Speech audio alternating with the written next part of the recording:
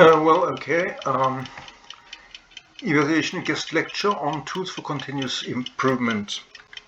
And what we have here, we have the integrated systems pedagogy (ISP), which I've been using, and we'll be using this in the context of educational action research.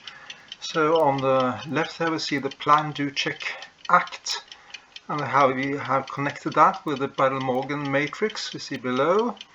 So we go through the stages: plan, do, check, act, blue, yellow, green, red, starting at the bottom level there.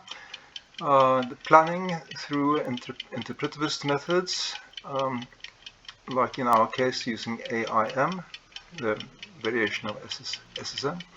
Then doing, and here we have been, this is where all the quality management methods are, like the Deming method. We have focused on, in our work in this project, we have mostly used the VSM.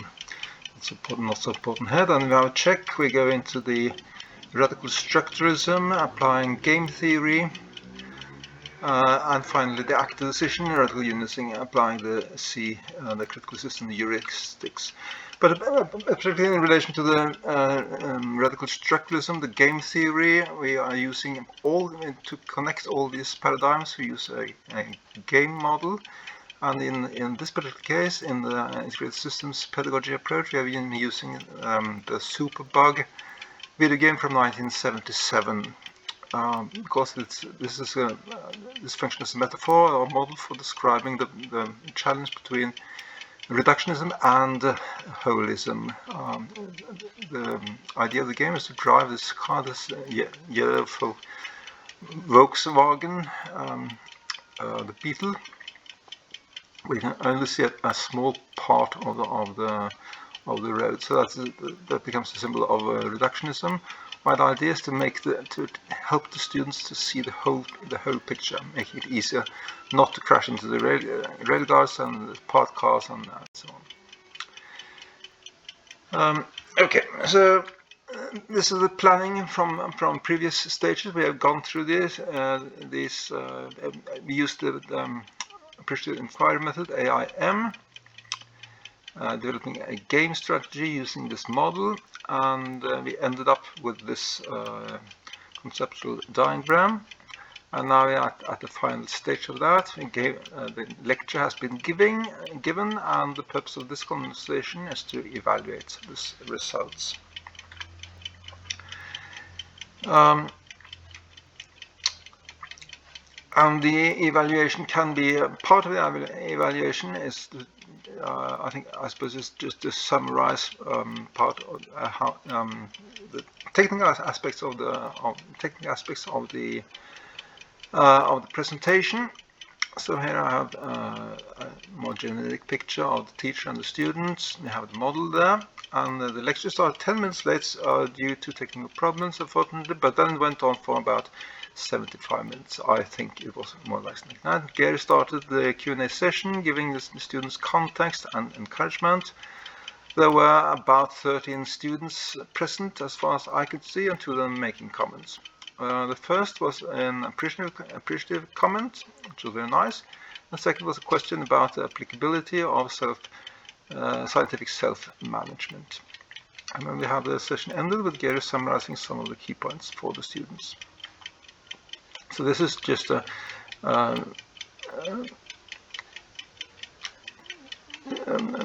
functionalist description of how the session went, and then would like to look at it.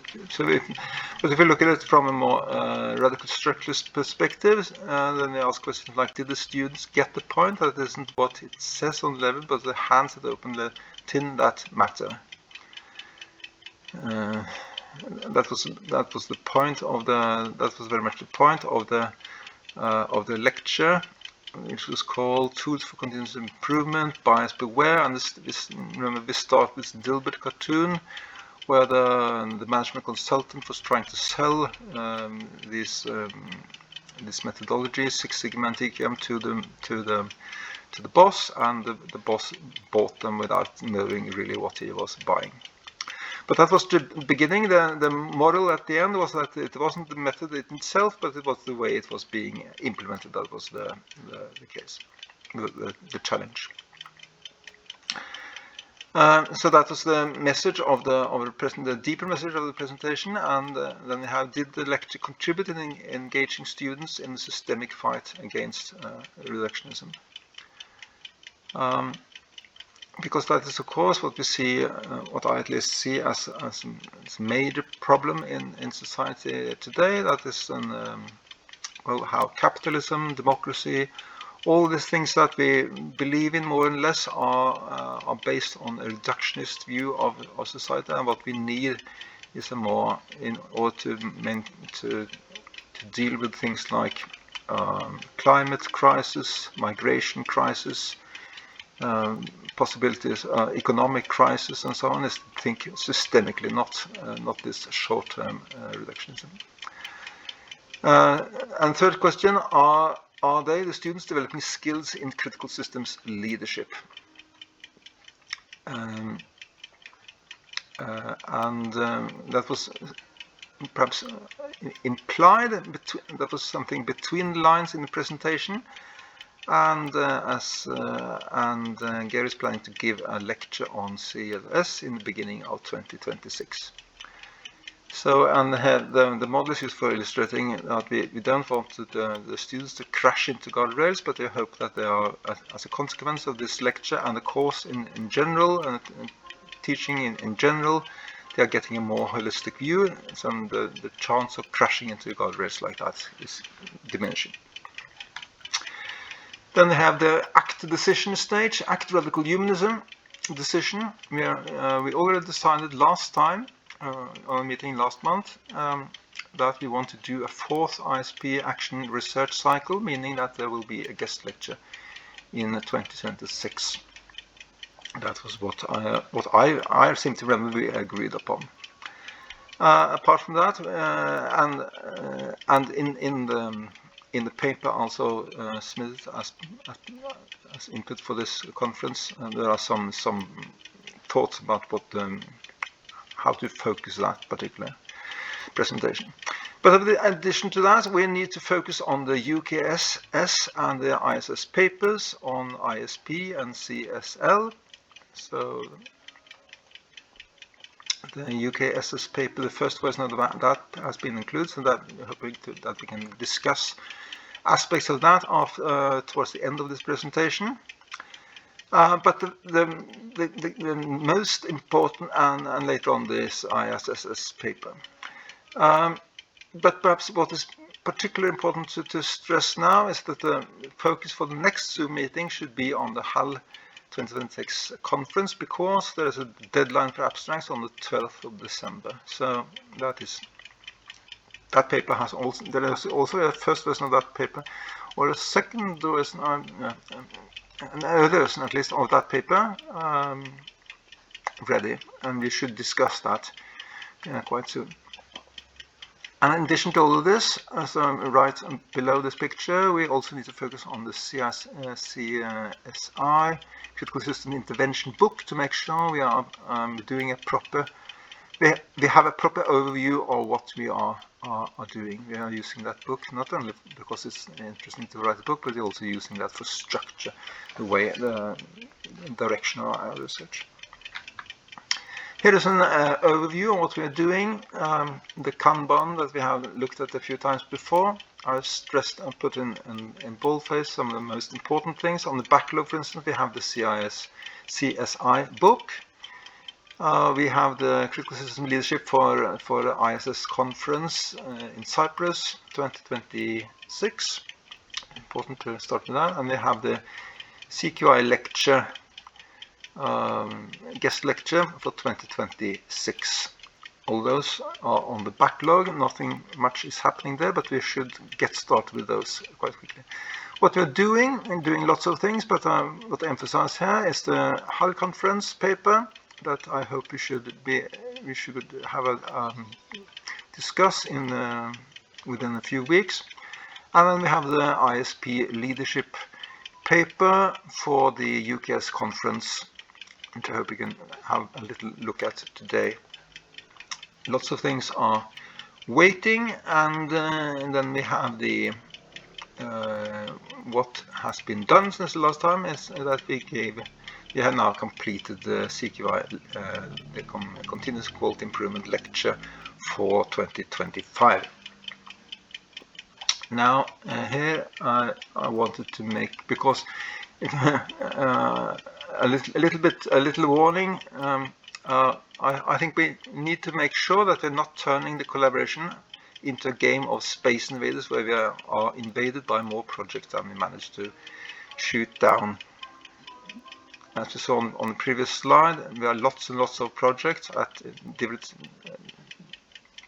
various stages, so we have to be careful not to that it doesn't get too much. So the final slide. This is the abstract for the new ISP paper, and intended for the UKSS 2026 conference. The title I proposed is Integrated Systems Leadership: Extending Integrated System Pedagogy into Systemic Educational Practice. So I'll just read the abstract here. Abstract. This paper presents integrated systems leadership, ISL, as a next stage in the development of integrated systems pedagogy, ISP, based on 3 years of collaborative action research within a master's program in sport business leadership.